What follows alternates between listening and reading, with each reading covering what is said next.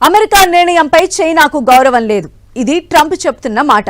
దాదాపు అన్ని దేశాలపై టారిఫ్లను తాత్కాలికంగా నిలిపివేసిన ట్రంప్ చైనా మీద మాత్రం 125% పెంచుతున్నట్లు ప్రకటించారు. అసలు చైనా అంటే ఆయనకు ఎందుకంత కసి? ఇది కేవలం వాణిజ్యపరమైన యుద్ధమేనా? అంతకు మించి ఏమైనా ఉందా? అసలు ట్రంప్ వార్నింగ్లను చైనా ఎందుకు అంత లైట్ తీసుకుంటోంది? డ్రాగన్ కు అంత ధైర్యం ఏంటి?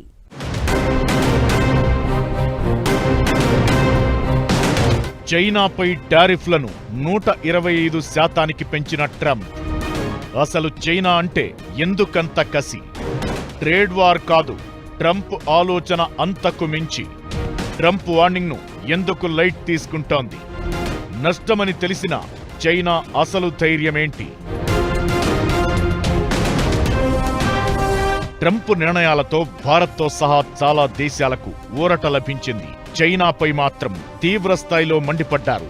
తమపైన ప్రపంచ మార్కెట్లపైన చైనాకు గౌరవం లేదని, అందుకే ఆ దేశంపై 125% టారిఫ్ విధిస్తున్నారని, ఇది వెంటనే అమల్లోకి వస్తుందంటూ ట్రంప్ ప్రకటించారు.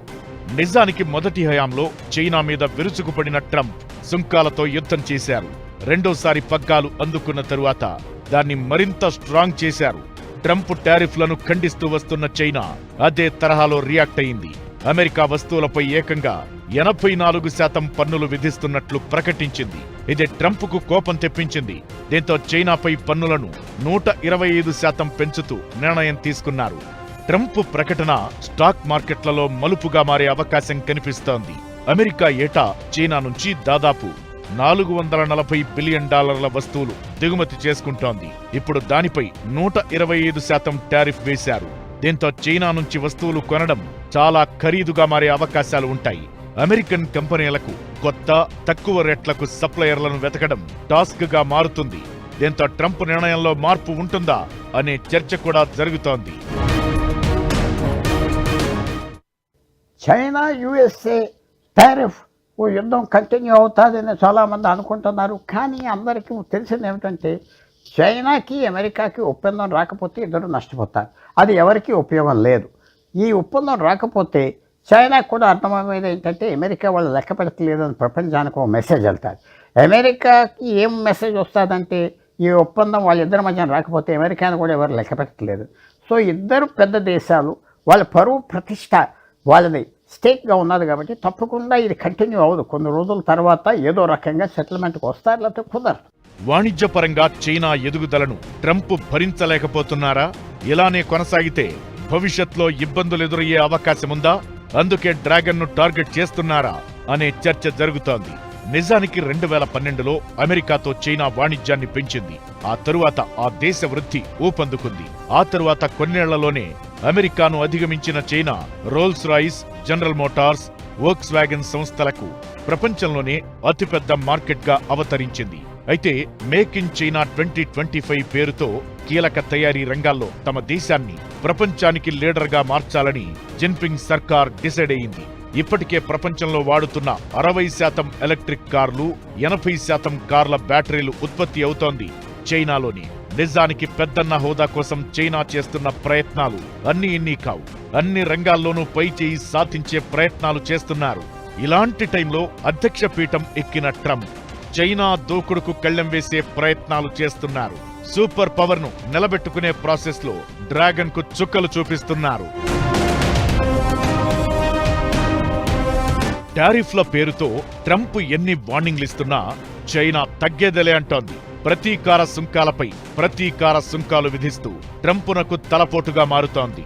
దీంతో అసలు చైనా ధైర్యం ఏంటనే చర్చ జరుగుతోంది. అయితే దీని వెనక బలమైన కారణాలే కనిపిస్తోంది.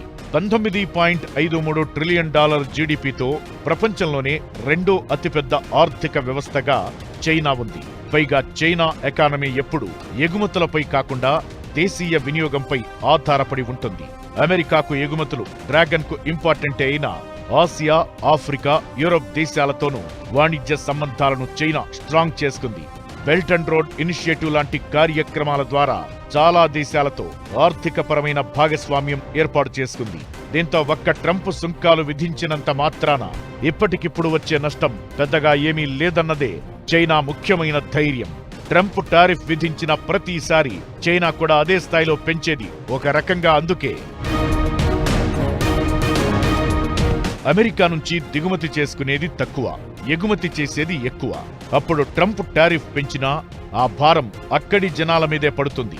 ఇప్పటికిప్పుడు చైనా వస్తువులకు ఇంకో ఆప్షన్ చూసే ఛాన్స్ లేదు. ట్రంప్ నిర్ణయాలు అమెరికా వ్యాపారాలు, రైతులపై ప్రభావం చూపిస్తుంది. ఇలా చూసినా వ్యూహాత్మకంగా తమదే పై చెయ్యి అవుతుందన్నది చైనా ఆలోచన. ఇకటు మేక్ ఇన్ చైనా 2025 ప్రోగ్రాంను చైనా స్పీడప్ చేసింది. దీంతో అమెరికా మీద ఆధారపడే పరిస్థితిని తగ్గిస్తోంది. ఇక ట్రంప్ నిర్ణయాలతో తమ దేశంపై సానుభూతి క్రియేట్ అయి అది వాణిజ్యపరంగా లాభించే అవకాశం ఉంటుందన్నది చైనా ప్లాన్. ఏకపక్ష విధానాలను వ్యతిరేకించే దేశాలు తమ వైపు ఉంటాయని డ్రాగన్ ప్లాన్ చేస్తోంది. ట్రంప్ నిర్ణయాలపై పోరాటం చేద్దామంటూ భారత్ సహా అన్ని దేశాలను ఏకం చేస్తోంది కూడా అందుకే ట్రంప్ ఎంత బెదిరించినా చైనా భయపడటం లేదు కదా, తగ్గేదేలే అంటూ దూసుకుపోతోంది.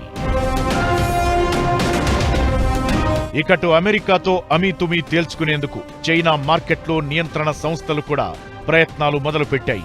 ఆ దేశానికి చెందిన NFRA అంటే National Financial Regulatory Administration, People's Bank of China ప్రభుత్వ రంగంలోని ప్రధాన పెట్టుబడి సంస్థలు కీలక నిర్ణయం తీసుకున్నాయి.